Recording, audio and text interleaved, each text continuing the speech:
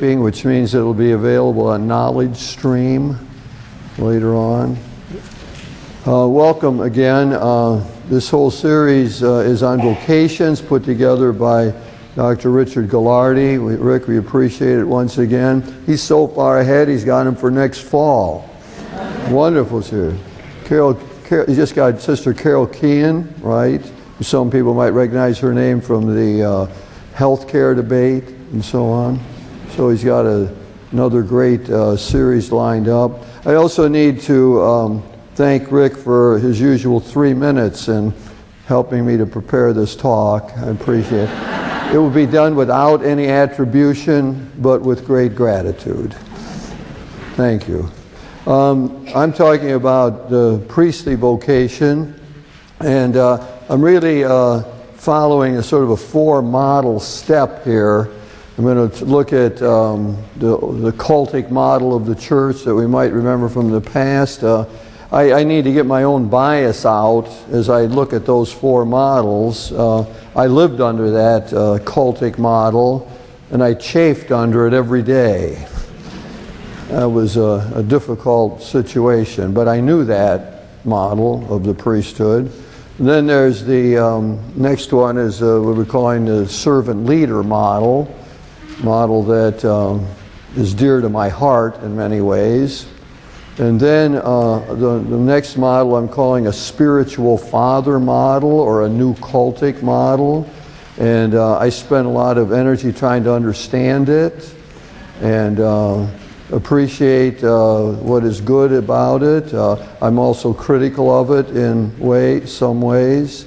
And then there's finally what I'm calling the postmodern model, which I'm excited about still being part of shaping that new postmodern model. So that's my own bias as I go through all of this. Well, in each one I want to try to describe a little bit about what it looks like, sometimes from the inside, do some understanding of the cultural context, theological background to it, and some of the dominant characteristics of the relationship between the ordained priest and the priesthood of the laity. So that's generally what I'm doing. That's what's in the notes. The notes are there so people can avoid writer's cramp or remember points, or people who like books, titles and all that. It's all in the notes. So let me start out by recalling my own situation back in 1962, just ordained and being assigned at St. Mary's Parish in Sandusky, Ohio. And in that parish, the pastor ruled with an iron hand. The associates, there were about 3 or 4 of us, I think. We pretty much did what the pastor said, and among the priests, we did most everything. I mean, the priests presided at the liturgy and did marriage instructions and did converts one by one, as I found out. But one time I tried to do a group together, and the pastor said, "You don't do groups, you do converts one by one." Well, that's how you do it. Then we took communion to the sick. We visited the homes. The pastor did the Marian novena weekly, delegated us to do the baptisms and so on. He appointed the leaders of 3 groups in the parish. So the Holy Name Society, and sort of public witness and to the faith, and the St. Vincent de Paul Society, which did charitable work, and the Alder and Rosary Society, which composed of the women who helped make the church look good and beautiful, so on. So that's sort of how we lived in a rectory. There was a housekeeper that lived there in the rectory. There was a fraternity of priests. We used to have 40 hours. Priests would come from all over. We'd have a party and a lot of camaraderie and so on. That was that sort of life as I remembered at that time. Now, what shaped all of that? That model of the priesthood, which I'm calling a cultic model because it put great emphasis on the fact that the priest could consecrate the bread and wine at Mass and forgive sins and anoint the sick. So the cultic acts, worship kind of acts that were important at that time. Now, we enjoyed tremendous respect, the people as priests at that time. That blew me away when I first was ordained, and people would come up and, think I knew the answer to the most intimate questions and so on. I had no idea what I was doing. I have a foggiest notion of what was going on, and yet people would trust that. And that was all built out of a history of the great service given by the priests in the United States to the immigrants who came here and helped the immigrants make it into the mainstream. They often wrote letters for them, helped them get jobs, and so on. And we built on that. We lived out of that reputation. And the people had sort of a great respect for the priests. And it was, I think it was overwhelming to some of us when we were first ordained. Went from being a seminarian, you were nothing, zero, and then suddenly you knew everything and were respected and high father, everything like that. So I think a lot of priests maybe had trouble ever dealing with that sort of instant respect that came. But it was built on a history of service. People meeting the priests, meeting the needs of the people, helping them get jobs. And it provided, the parish was like a haven for the immigrants in a hostile world. You got to remember that we lived with a lot of nativist prejudice in those days. There's people who still remember the signs down on the docks here in Toledo, Irish need not apply. There was a whole conviction that no Catholic could ever be president of the United States. So it was a nativist prejudice, and the priests helped create an enclave in which people could live out their faith and get ready for living in what was a pretty hostile, waspish, Calvinistic world in many ways. Now, there was a theology that stood behind that. It largely came from the Council of Trent. Council of Trent made sure that we understood that holy orders was a sacrament of the church, and that priests who were ordained had, as they said, an indelible mark on their soul. An indelible mark that set us off from others. And the council made it clear that there was sort of a higher standard of holiness that was expected from the priests, and that we were a group set off. The council was great in some of the disciplinary things. Council of Trent back in the 16th century, good for making sure we got good training in the seminary and all of that. But in terms of the doctrinal side of what the priest was about, it really repeated what had been said at the Council of Florence and was held by the medieval theologians, which was fundamentally that what was unique about the priest and distinct was our ability to confect the Eucharist, as we said. That is, to make Christ present in the bread and wine and to forgive sins. Well, that was what was seen. And there's the manualist theology, a typical one was known by Father Tanqueray as the spiritual life. He wrote dogmatics and moral theology, and so it was typical of what we studied and so on. And what Father Tanqueray said in his book on the spiritual life was, sort of went beyond what Trent said and made it clear that character we received at ordination made us, as he said, ontologically different. Different in the very source of our being. As a matter of fact, he was drawing on a longer tradition that went all the way back to the 13th century with Bonaventure, who called the character that we received in baptism. All of us got character at baptism and at confirmation, and a third character at ordination, that it was, he called it a habit, habitus in Latin. It meant like a condition in which we were. And it began to take on this things like we were changed in our being. And it was like sort of a privileged state that we were in as a result. Well, that was part of the theology that stood behind that classic approach to the priesthood. Now, what interests me in terms of that relationship was that for the priest side of this, it was very much a give sort of thing, that we were there to serve. We did everything, to commune to the sick and did the devotions, everything. It was a sort of a constant outflow of energy that came from the priests. And in return, as I suggested earlier, was the tremendous respect that lay people had for that. The respect came from the fact that we could make Christ present for them in the Eucharist, and it came from the fact that the immigrant priests did such a good job of serving people, each of the ethnic groups as they came, the Irish, the Germans, the Czechs, the Poles, and took good care of them, gave them that parish that helped them know a solidity in a difficult world. Now, with each of these models, there's something about that model that I think we want to raise up again. I'll tell you when I get to the end of all this where I think there was something we want to hang on to from that. One of the things is the great loyalty people had in their parish. People were proud of their parishes. They loved when 40 hours when the priest came and the church looked beautiful.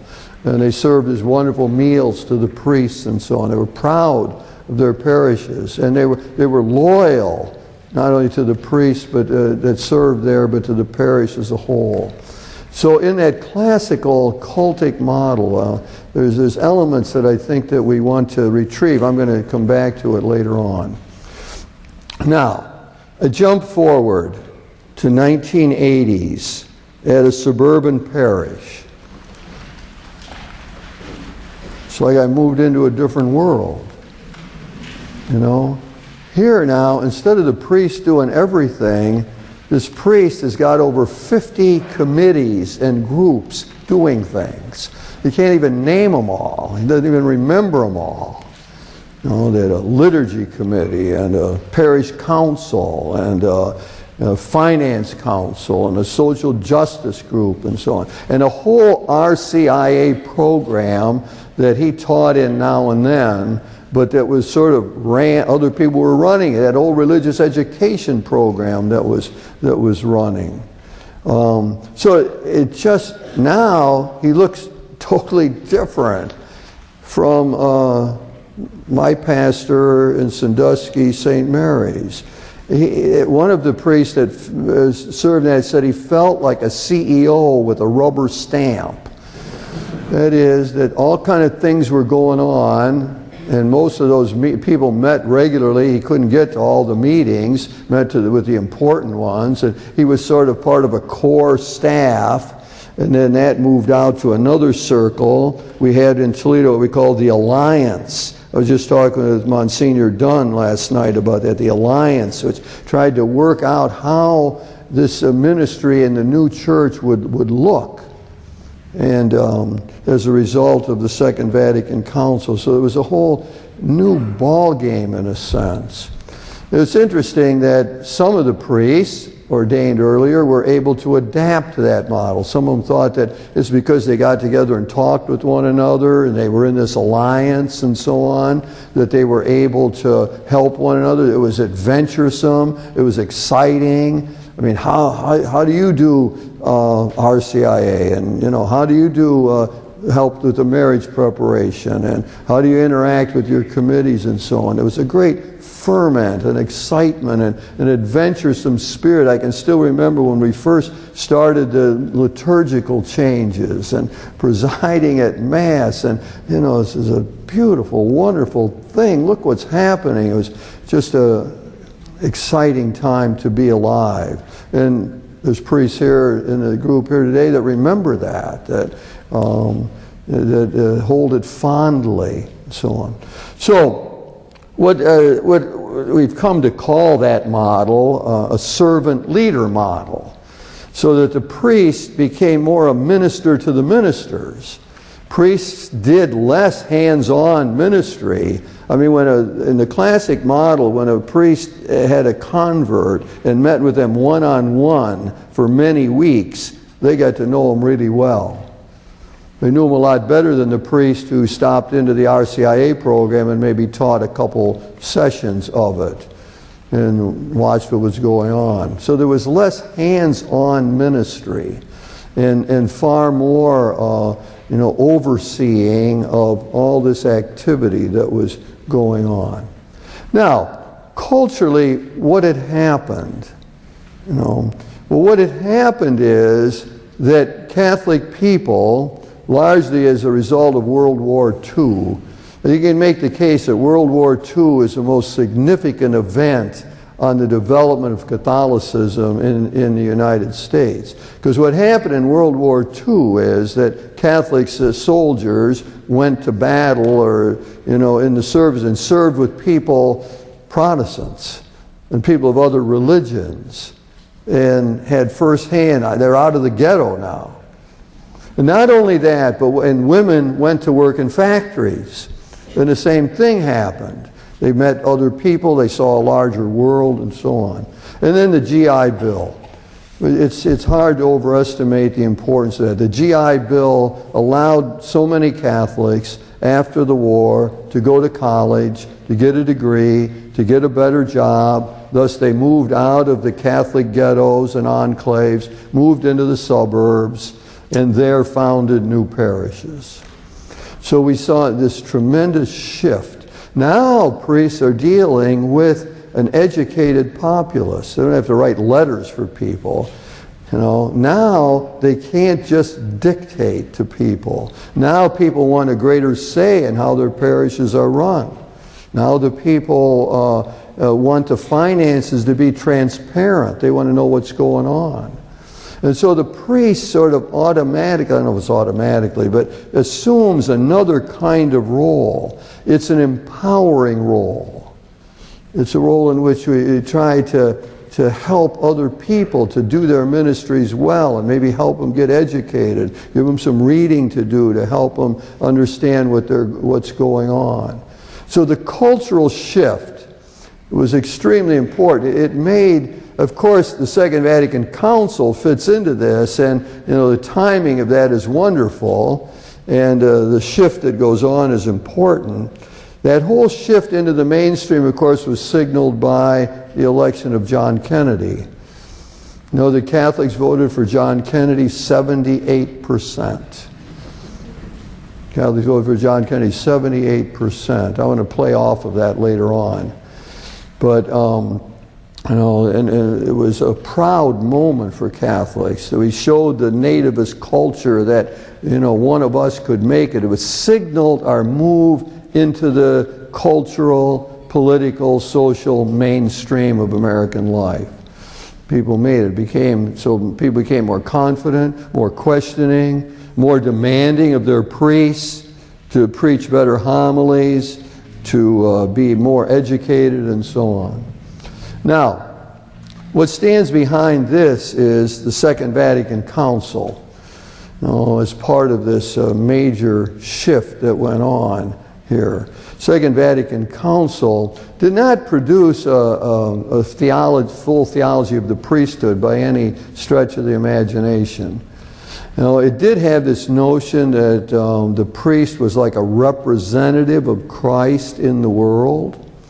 But many of the themes developed by the council fed in to the creation of that new servant leader model. One of the most important ones was the importance of baptism, and that through baptism all of the believers in Jesus are share in his priesthood.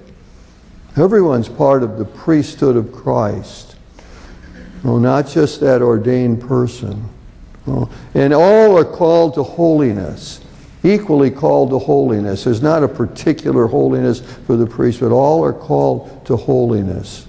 It called for the whole idea of lay people taking hold of their baptismal rights and privileges, of finding their own charisms, their own gifts, and using them to build up the kingdom. They're doing that not just because the bishop told them to do it or the pastor was too busy, but doing it because it was the lay people's right to do that. It was part of what went with baptism and confirmation, to be a witness of Christ in the world. And the council had beautiful statements about how the priest should interact with that. I won't get the words exactly right, but here's my colloquial statement. The priest's job was to spot talent, to help educate that talent, and to coordinate all of the talents and gifts of the community. That's the new kind of picture of the priest. Not do anything. Spot the talent. Help build up that talent, further it, empower it, and coordinate the different gifts that one would find in the council. We were advised to the priest, don't quench the Spirit. Don't quench the Spirit. Don't stifle anybody. Make sure people have their opportunity to use their spirit in that way.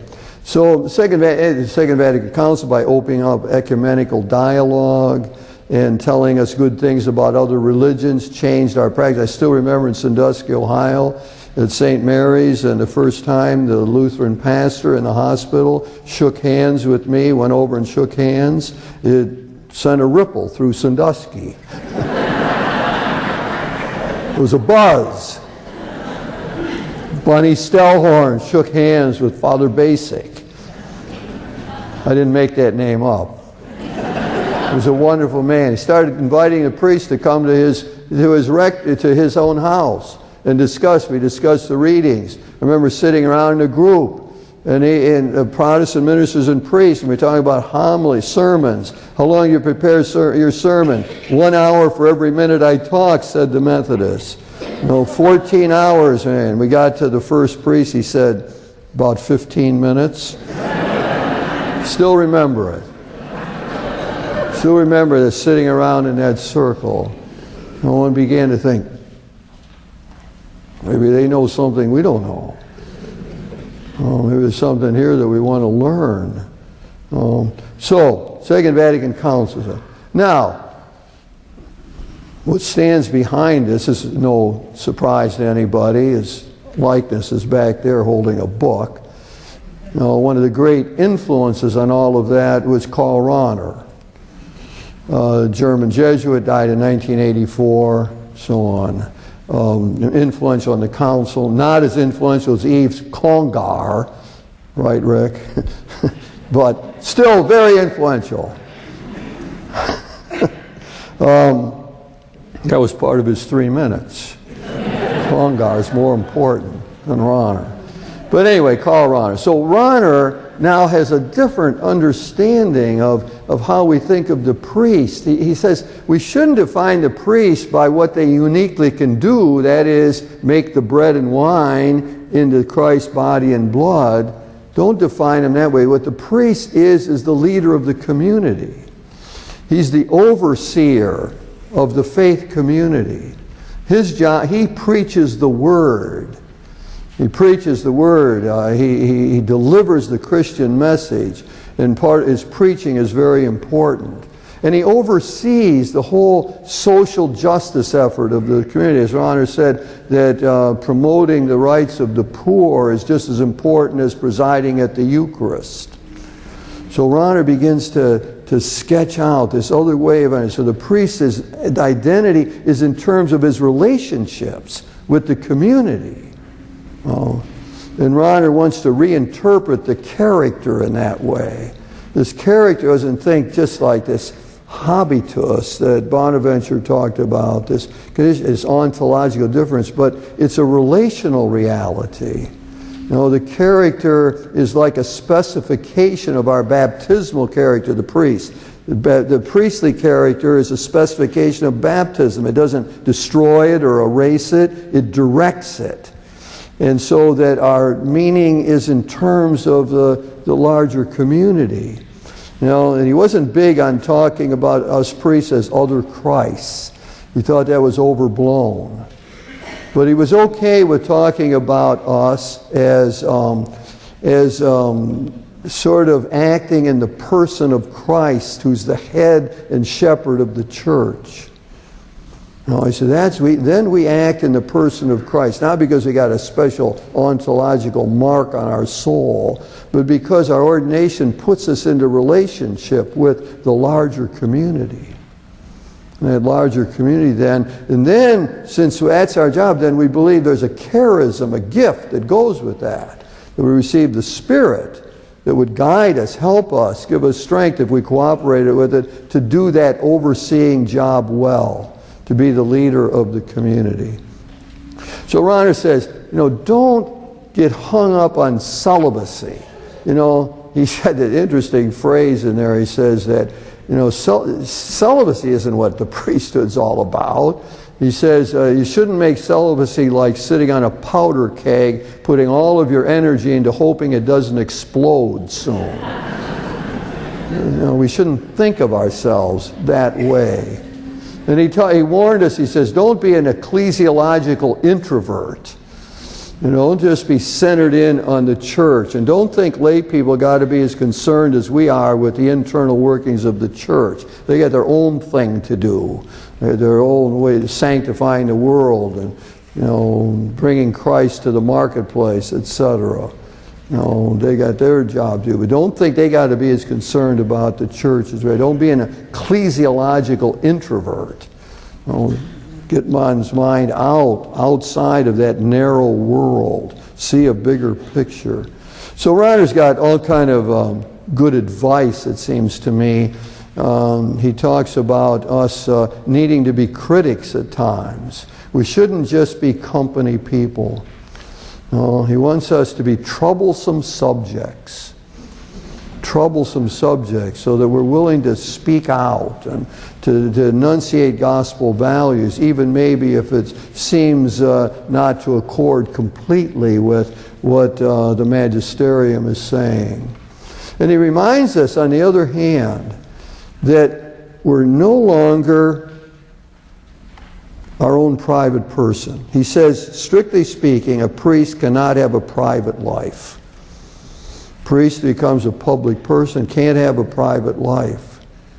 You get discussion of that. Some of the priests are staying for dinner afterwards, and we'll hear them chew that over maybe. Can't have a private life. I suspect they might disagree with Ronner. But he's saying you got to blend in to the community. You don't just say Mass when you want to say Mass. You say it when it's scheduled. You got to be present for people that that need you at various times, not on your own terms or time. Blend in. Get yourself tuned in to the larger church. Well, Ronner, there's a lot of stuff in your notes about Ronner's theology there. So what strikes me about that whole relationship then between the priest, the ordained priests, and the universal priesthood and so on.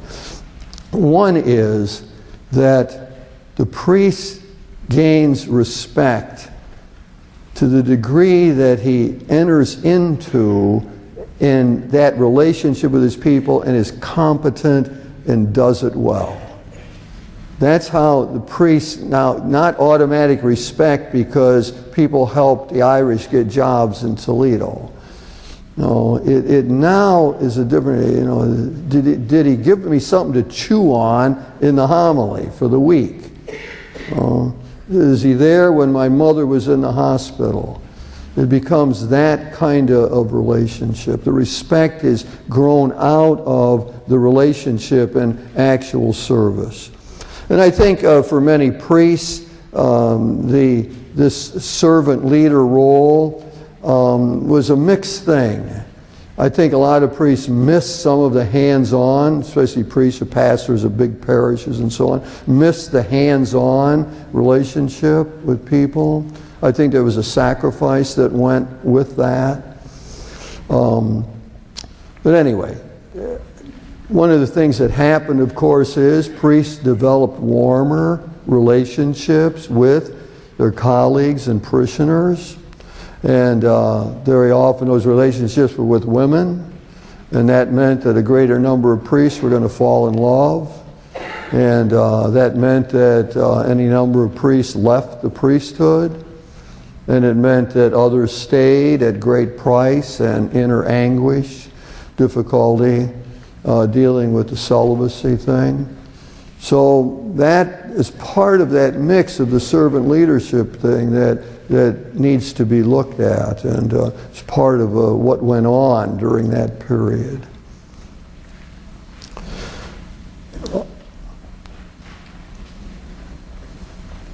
I think that people who participated in creating that model should be proud of it. And I think it has enduring value. There's people walking around like George Weigel saying that that model of the priesthood is spent, worn out, done in, no longer viable, passé, won't work anymore. I don't believe that. I believe that in that model there's some solid stuff that we can carry into the future. I believe that we should be proud of what we accomplished in all of that. Lay people and priests who created that servant leader model. It's solidly rooted in the scriptures. Vatican II was good at that. For the first times in official church documents, it told priests they ought to live like Jesus. You'd be amazed at how through all the centuries, some of the great things that influenced priests said nothing about following Jesus. And that document said, no, we're following the one who came not to be served, but to serve.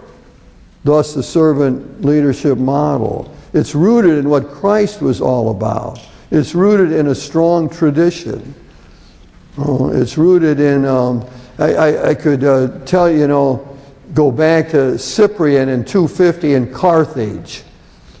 It's one of the few things we know about how priesthood developed. And in Carthage in 250, the lay people either chose their bishop or leader or consented to somebody being given to them. And that person stayed in that community from then on. And they were collaborating. They worked together. It looks a whole lot like the servant leader model of today. It's rooted, what I'm saying, it's rooted in history. And therefore it has a staying power. There's elements of it that we want to carry into the future, I think. That leads me to the next model, which is a struggle to understand.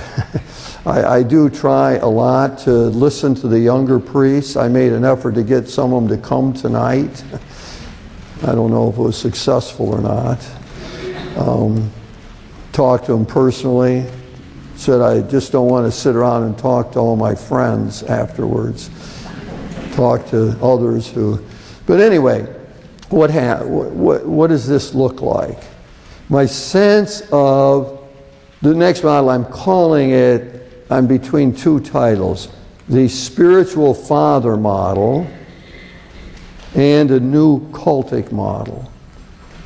Spiritual father model comes from John Paul II. I'll talk about it. Let's stay with that. I'm trying to find as benign term as I can to describe what I think is going on. So what I feel most strongly in that people in that model, whatever age, is a mission.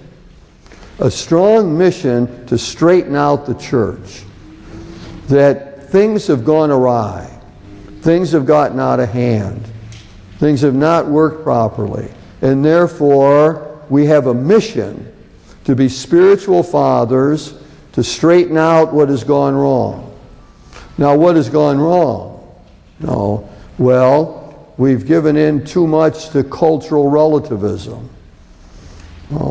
We haven't been strong enough in the faith. We presented, this is from Robert Barron, we ended up through those servant leader priests, we ended up with a beige Catholicism.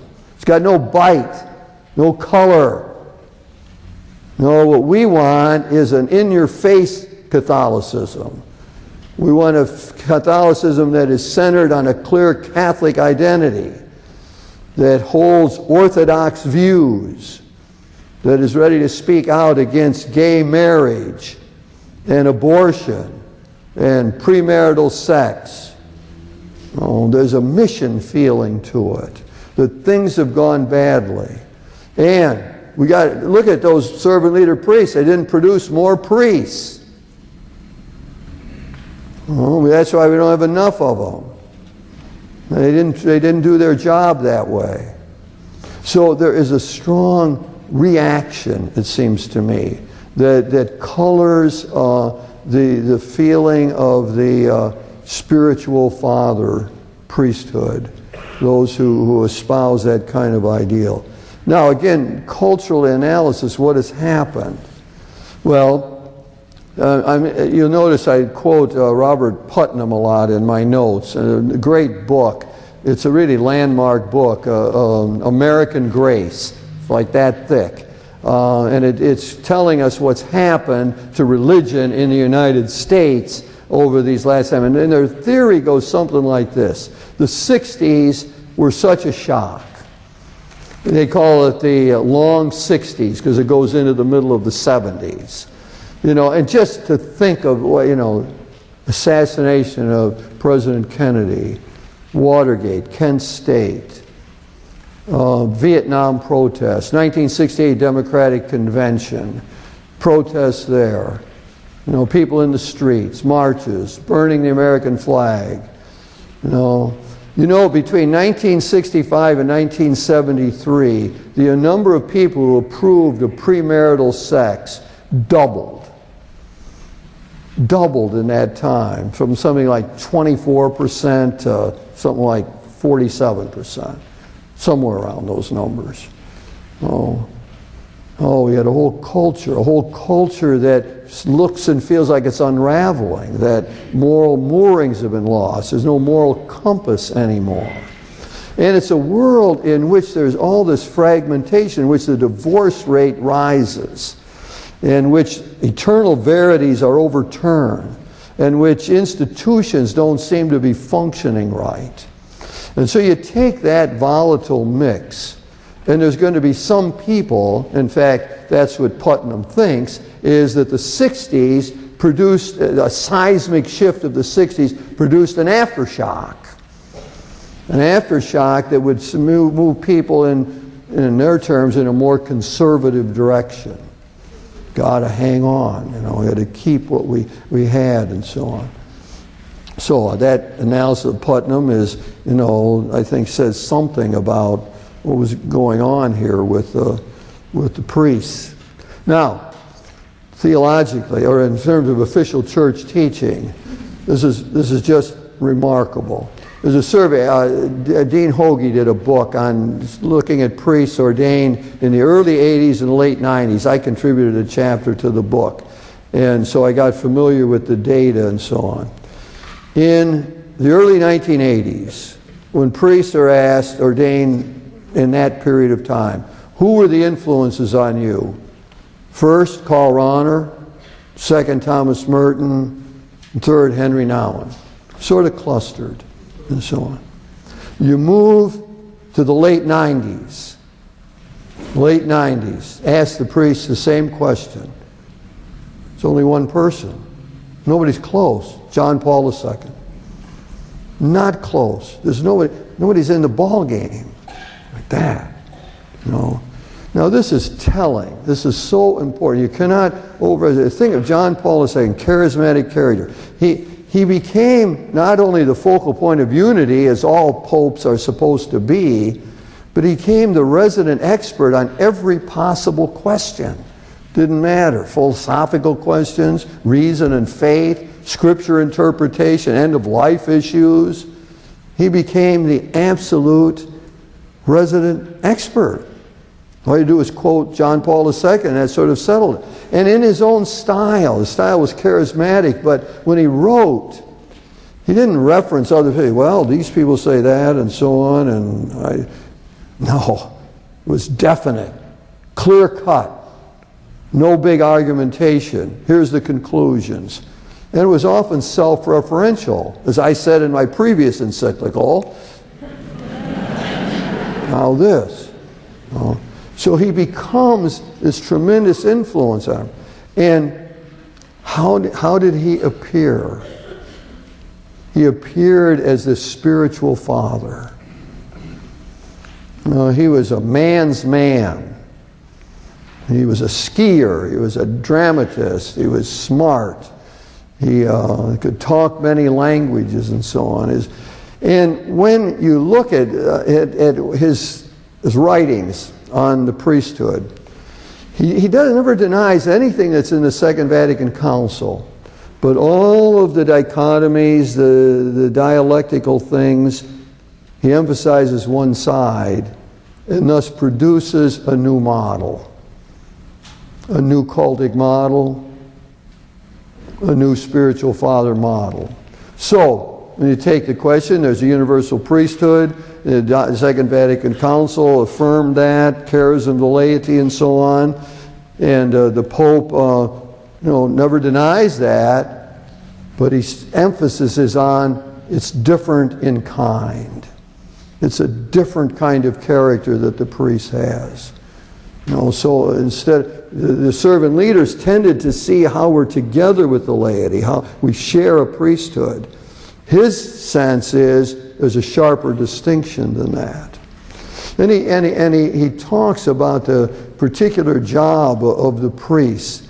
So much of what he says flows out of his theology of the body and his sense of the complementarity of the sexes.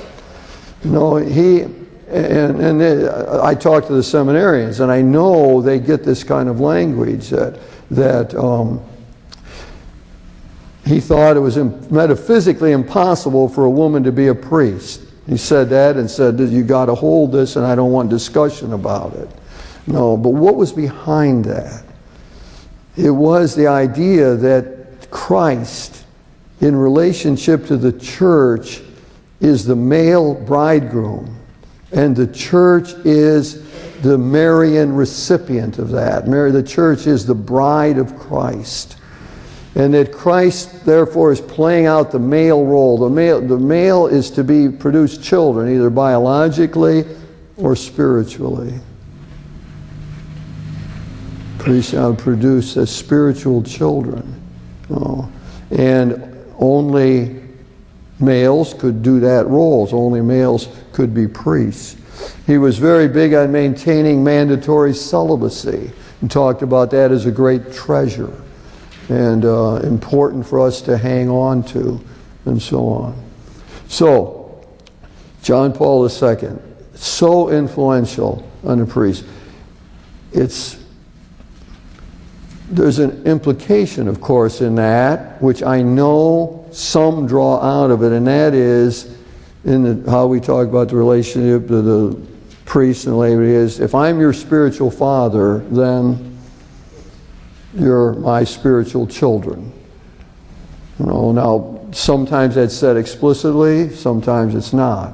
But that's the clear implication that comes from that kind of language.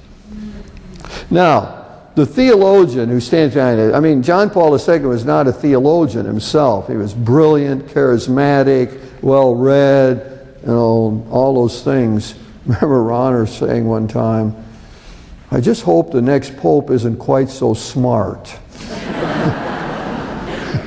That was during the reign of John Paul as well. He got another smart one. In fact, he got a great theologian as the next pope, Benedict.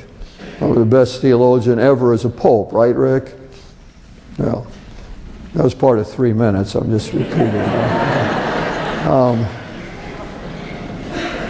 So, the theological background of this comes from Hans Urs von Balthasar. I remember one of our priests was sent away to study von Balthasar, and somebody else asked, well, why would you send anybody away to study one of the three kings?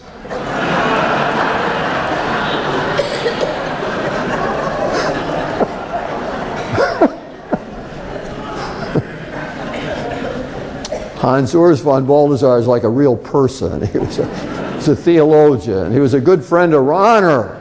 They were working on a theological project together. They were going to show how the faith could make sense in the contemporary world. They had a whole outline of how they were going to do theology together. Both Jesuits, born within a year of one another. And at some point, Balthasar got under the influence of Karl Barth, great Swiss Protestant theologian, and essentially broke with Ronner, left the Jesuits, and started his own theological project. I better hurry up. Wow. Bad timing. Quickly, Balthasar, this is his bit. Beauty. You got to refocus on beauty, the Christian tradition. God's splendor, God's glory shines forth in Christ, who's the icon of the Father. And the church is the bride of Christ. And the priest's job is to make it beautiful, to make sure that we see the beauty of the bride of Christ. And Revelation is like a great symphony. And we want to present that, or the whole Christian life is like a great love drama. And we're interacting with God. It's a beautiful theology. I love to read it. It's great stuff. He's the one that produced the iconic argument that said it's impossible for women to be priests, so on. So Balthasar's main image of the priesthood is a shepherd. And he says, I don't care if people don't know about sheep or not, doesn't matter. He never cared so much where other people were thinking. I don't know if you'd get into sheep or not, but Christ, the priest is the shepherd. And that's the dominant image, it always will be. He's the background of that. What happens in this model, I see the priest, and interact with lay people, and there's some people saying, that's what we needed. We needed somebody to stand up and speak the truth and get us back to orthodoxy and overcome this sexual promiscuity. That's what we need.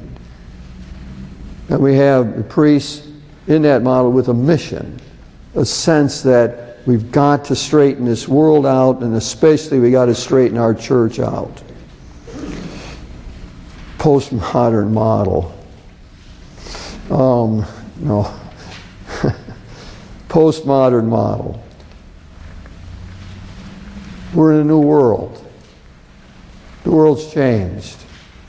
The servant leader priests in here, it was all exciting, all of that, that's all different now. We got new challenges, and we got to work out a new model of the priesthood. We're not going to do it quickly or easily, but we got to. So we got new challenges. I got 10 of them. I'll have time to do about one. New challenges. I think the spiritual father priests are on to something. They talk about the problem of Catholic identity. No, we've lost Catholic identity in many ways. Before, we were socialized into a complete, coherent Catholic set of stuff. Mass, saints, it was there, moral code, and so on. We have the demise of the Catholic subculture. It doesn't exist in most places. So the question is, what are we going to do about that? How do we work out a clearer sense of Catholic identity? Well, my suggestion is we're really not going to do it by going back to old-style clerical garb. That's not the way to do it. The way to do it is to emphasize the essentials of what makes us Catholic and to stress participation in it. And what's that all about? That's in celebrating the sacramental life of the church, being rooted in the Eucharist, and participating in it, thereby getting an existential feel for what it means to have an incarnational sense of life. So how are we going to deal with that? We got to have better liturgies, better preaching, better presiding, better music. That's how we're going to do it. By that essential thing, get people participating in it, then we won't have to talk about it.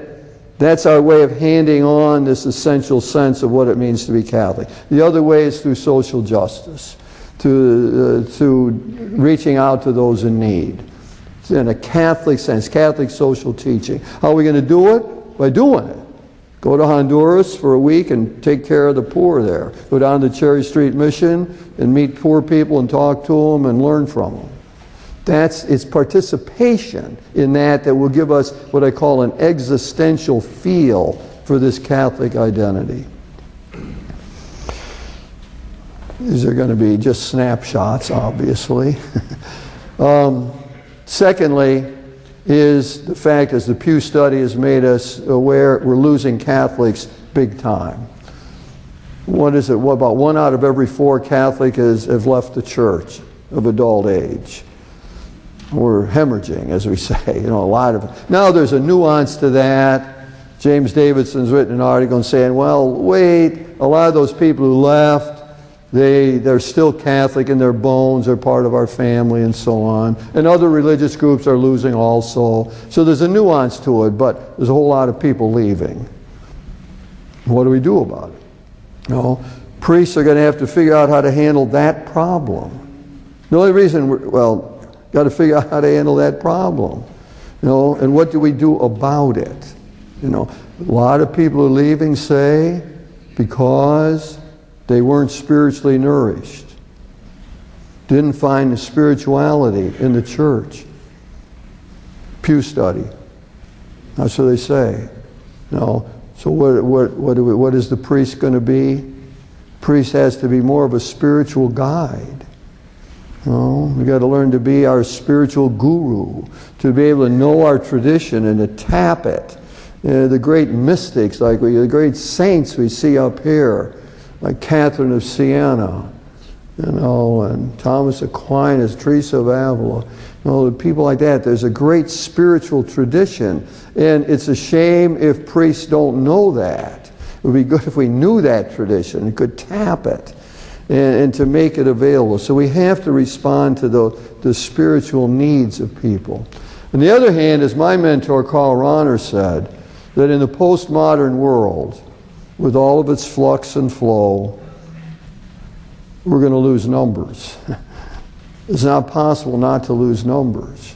There's viable options all over the place. Our people are in like a supermarket. Got to advertise all right and pick anything they want. Rahner says, don't get tied up with the tyranny of numbers. Don't get bent out of shape because the numbers are down. What we got to do is continue to try to give good spiritual guides for the people we serve. In this postmodern model, we got to deal with the fact that the church is becoming more and more Latino. Something like 30-some% now. It'll be predominantly Latino in 20 years or so.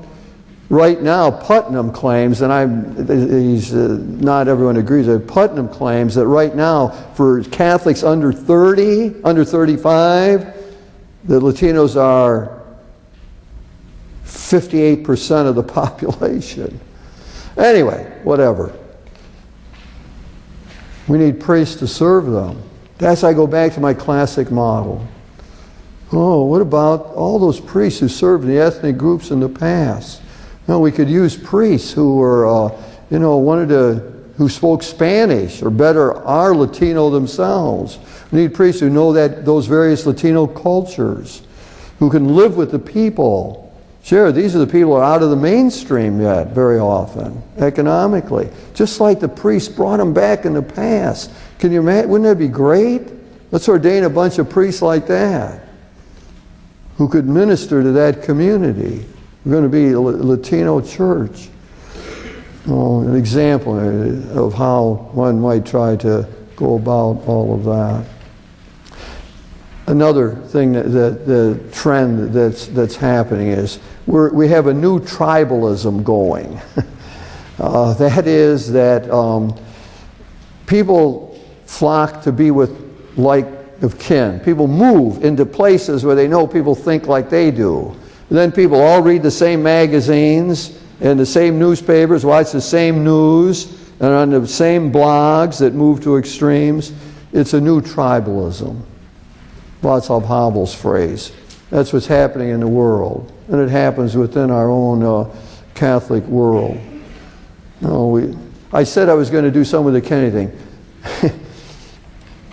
1960, Kennedy got 78% of the Catholic vote. In 2004, another JFK, another senator from Massachusetts, another Catholic, another Democrat ran and got less than half the Catholic vote. The polarization moves in different directions. Remember, there were signs all around here, Catholics against Kerry. So you begin to see that sort of grouping that's influenced politically and connected in with religious matters and so on. So, what am I thinking about priests in this setting? That priests have to be like Jesus, community builders. They got to be bridge builders. You know, I must say I like it that we have quite a number of very conservative Catholics who attend Mass regularly here at Corpus Christi. You know, I like that. You know, it's like a parish has to be like that. We have to have, you know, the interchange, and we're all better if we interact with one another. Anyway, priests got to be community builders, bridge builders in that kind of situation. Another trend that we should look at, and that is our consumerist culture, which we live. Priests somehow got to figure out what to do about that. We have to maybe model something of a simpler lifestyle. That might be one way to go about it. Maybe what we got to do is get our people more revved up about the ascetical tradition that we have. Our ascetical mortification tradition is not about despising the world, but helping us to develop an attitude towards the good things of this world so they don't dominate us, so they don't take us over. So we got a proper attitude. It's not a problem of being wealthy or not. It's a question of how we deal with that and how we use that and what our attitude is towards it. So we're going to need priests who are able to do something along that line. What one should I do yet? Which one? We got a bunch of them here. We got how about split between religion and spirituality? You know, there's a lot of people who say they're spiritual, but they don't like religion. James Davidson, in his writing about all of this, says a lot of people today love the Catholic faith, but don't like the Catholic Church. It's in the same way of saying it. There's a spiritual quest that's around. And I think part of the job of the priests and the whole community is to try to put that together in a way, to show that what's this religion we got all about? It's not a formal show. We gather for Eucharist because we're trying to find that spiritual link with Christ, trying to be open to the Spirit. That's what it is about. It's not an end in itself. No, it's supposed to link us in with God and to give us a richer spiritual life. So we got to show all the elements of the church, the liturgy, the doctrine, the moral principles are all designed. That's what they're about. Help us to grow spiritually, become better disciples of Christ, better vehicles of the Spirit. We have to find our ways to show what that's all about. I want to deal with the sex abuse scandal just briefly. It's interesting to me, and like Putnam says, it's not big. Pew Study says it's not big on people leaving, you know. But if you were in a parish where there was sexual abuse, then it's big. You know, if you live in Boston, it's big. So we have to, you know, it has to be taken into account. Whatever priests are going to do today, one way of saying it is we carry the cross in a way we didn't carry it before. When I was ordained, I was automatically on a pedestal. Mind-blowing. Today, I think it's more a matter one has to win the trust or earn the trust. And by competency, by loving service, and so on. Next to last is the numbers problem. You got fewer priests. I was talking to Ed Dunn, who I respect so much, again yesterday, and he says he was describing the burden carried by one young priest who had different parishes and so on, and they just said it's going to kill him. That's Ed's summary statement. It's going to kill him. Oh, all this responsibility and all so on. There's fewer priests. One thing I insist on is, whenever the topic comes up, whatever setting that I'm in, or I hope others are in, somebody will say, hey, there's a radical solution to this, you know.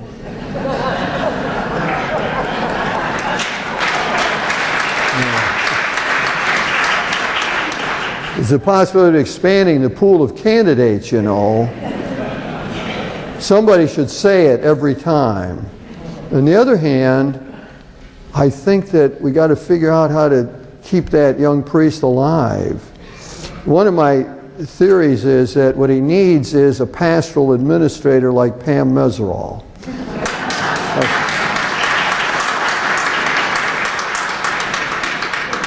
That's what he needs. Somebody that does everything, runs everything, so that he can spend time preparing his homily and visit the sick and be present to people who need him and to do the counseling. I mean, hire somebody, send more off, train them. We got to figure out how to manage our time better, it seems to me. And the last of these new situations, that's what I'm faced with here. The new things that are going on in our world. You get the premise. We can't just say, boy, that servant leadership model was great, I love the early days and so on. No, we got to meet the needs today. We got to figure out how to serve people today. We got to figure out how to deal with Muslims. How to deal with China. We got a bigger world we have to take into account. And I think there's stuff in classical model that would help with the Latinos. I think there's great stuff in the servant leadership model that would help us to meet these needs. It's a viable model. There's probably things in the other model, the new cultic model, about the importance of orthodoxy and so on that could help us. So we need to address those issues. The last issue is the great influence of the mass media and the internet and all of that. And since I know absolutely nothing about that, I'm going to end right now.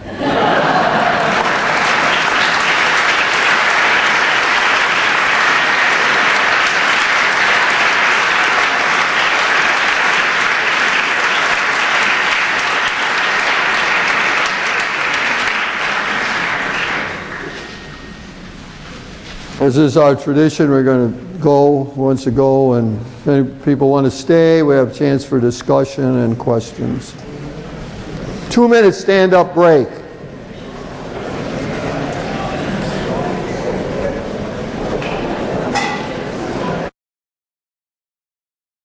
Convene or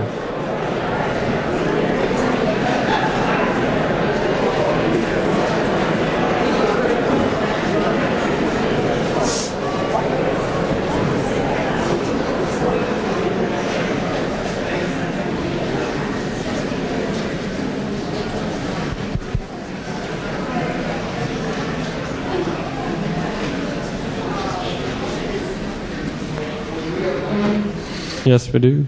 we have microphones, David? Got 2 of them. Good. Wonderful. Hi, Maggie. Well, don't give it to him. Maggie, I told you not to do that. No. Oh, this is a 80-mile-an-hour fastball up the middle. Your talk is on the priesthood, ordained and baptismal. Yeah. And I thought about 95% was on the ordained. Yeah. So I wanted to invite you to say a little bit more about what the heck it means for ordinary, non-ordained people to be priestly. Yeah. Since you were the one who suggested the title, that's a very legitimate question. Well, I mean, I hope by all of the comments about the interaction between the two, I mean, one of the things I probably should have said at the beginning is that how we envision these models is important to all of us, not just priests. I mean, it's got tremendous implications for how we interact with one another. So, I mean, we can raise up the whole, the whole idea of the universal priesthood, sharing that, having that share in Christ's work and the mission in the world, and that the call to holiness, all things that would put us in concert with one another and sort of a common effort. And I think the whole then we'd have to say, well, now what do I say is specific about that grouping? And part of it would be that, well, we need the baptismal priesthood to take the message of Christ into the workplace and into the family, into the bedroom, and all of that, to humanize the culture in which we live, to be a witness to Christian values in a world that needs it. And you'd have to do the same sort of thing, that if you started, did the other 95% on that, then we'd have to say those same challenges are there for everybody.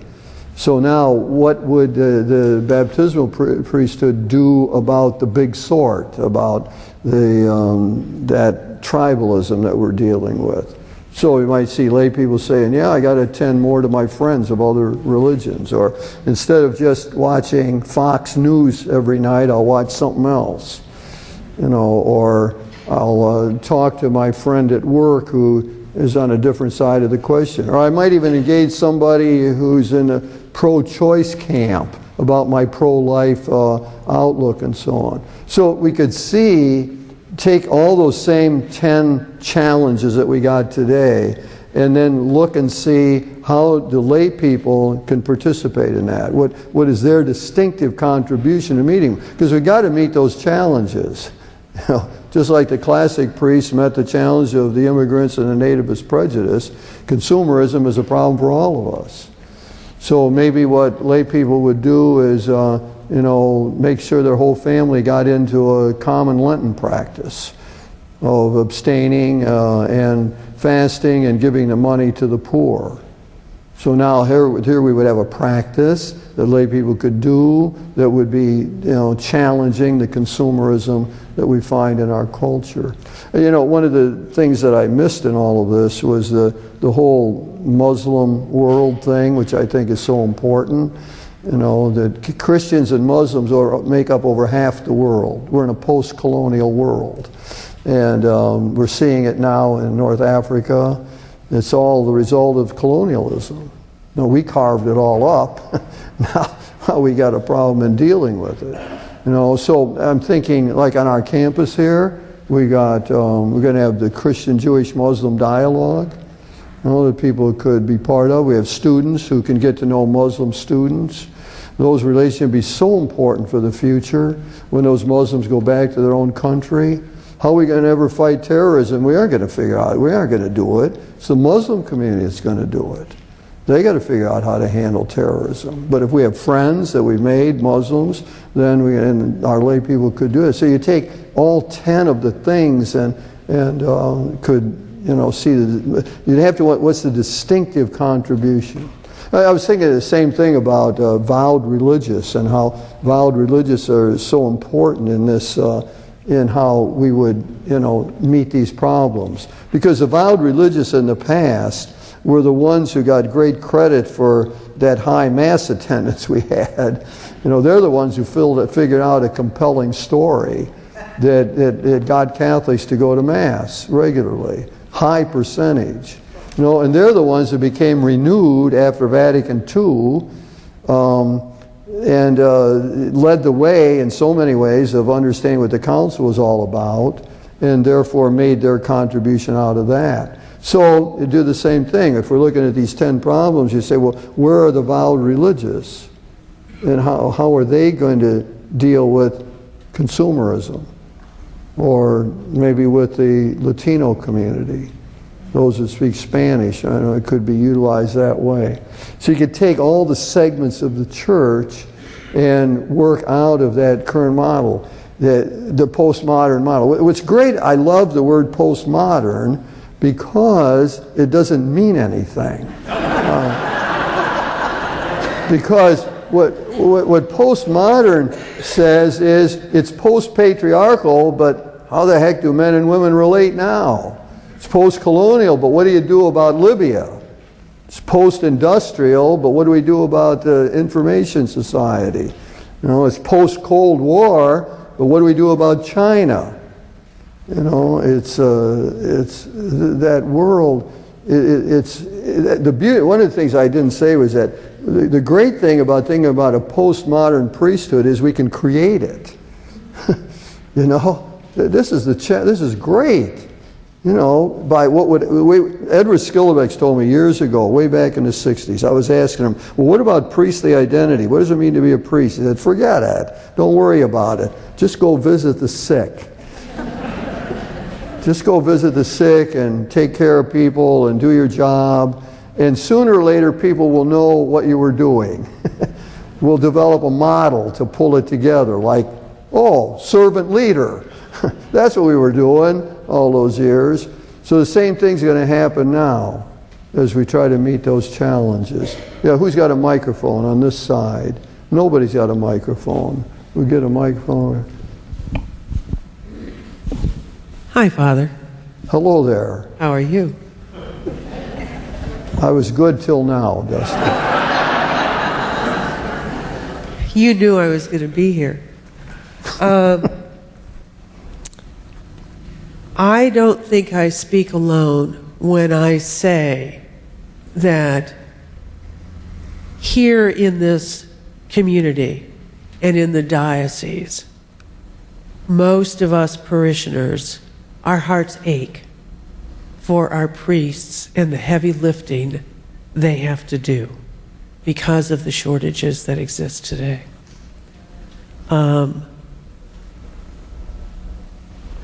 When I look at you, and having been a member of this church for 5 or 6 years, you are an exemplar model of what I can hope all the priests in this diocese and across the U.S. would be.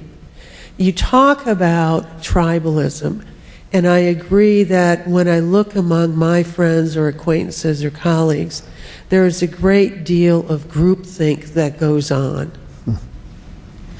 I would contend that the models for the priesthood and the shortages of priests and the exodus of Catholics from their parishes will not change until the primitive tribalism in Italy and all those bishops and cardinals that come down from the magisterium, until that tribalism changes. Now, I don't know if that means they have to move out of the country. I don't know if that means we need to have a pope who is Hispanic from South America. All I know is that it's not going to get better for you guys and for the model that you see us wanting to pursue until there is an example of good behavior from the top down. You guys as priests and deacons and the vowed religious and the servant leaders that are the lay people in the churches cannot continue to do the heavy lifting and have a blind eye to the primitive tribalism, the groupthink, and all of those guys breathing bad air for the last 200 years. Mike, your comments, sir? I'll use this. I just one comment.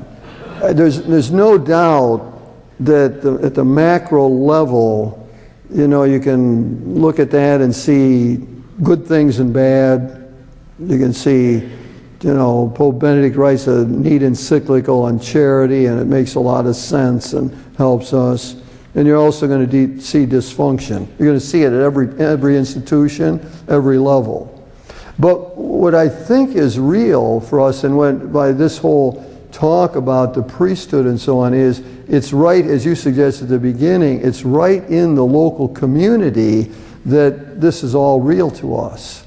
I mean, with our young people, I mean, the question is are they being served here at the University of Toledo? Is this the liturgy work for him there? Here. Most of the day they're not thinking about Pope Benedict. You know, most of the day they're not thinking about Bishop Blair. You know, they might not even know who those people are. But it's real to them here. And that's why the job of the priest is just so important. I mean, you know, Ronner's got a great theology of the local parish. You know, and he said, the parish is where the church is actualized. The church is an event, he said. And where's the event? It's when people gather in here for Eucharist. It's when people gather in here to discuss serious matters. You know, that's the event happens here, and that's what influences people. So, I mean, would it help if we had some enlightened statements from the top? Of course. But what we got to make the liturgy the best it can be here. We got to get this Christian service program of ours going.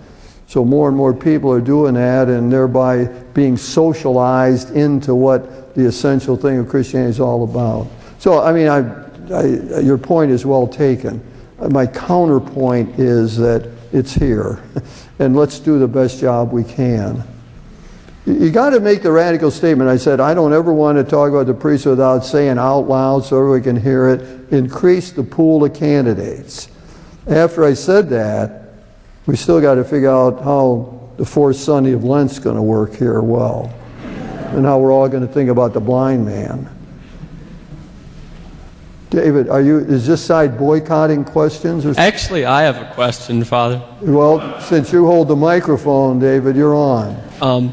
Earlier you were talking about Balthazar and his idea of how only a masculine figure can lead the liturgy because the bridegroom, like symbolism. Right. So what's your take on that? Like, what would be a counter-argument to Balthazar? My first statement is that argument makes no sense to me.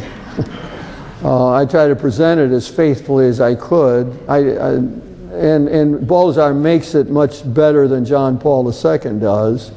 The root problem is the complementarity of the sexes. And there is a very stereotypical view of that in Balthazar. Balthazar says that, you know, he wants to fight for this. He says the church is the last bulwark against a unisex outlook. You know, that we're the only place that's keeping alive the differences of the sexes. Well, the problem is with the stereotyping, and this is what women don't like about John Paul II very often. He's saying, your job is to stay in the home and raise the children and so on. Your husband's got careers. I mean, that's how it comes off. You know, and it simply, I think, isn't right in terms of a legitimate anthropology. It's certainly not right in terms of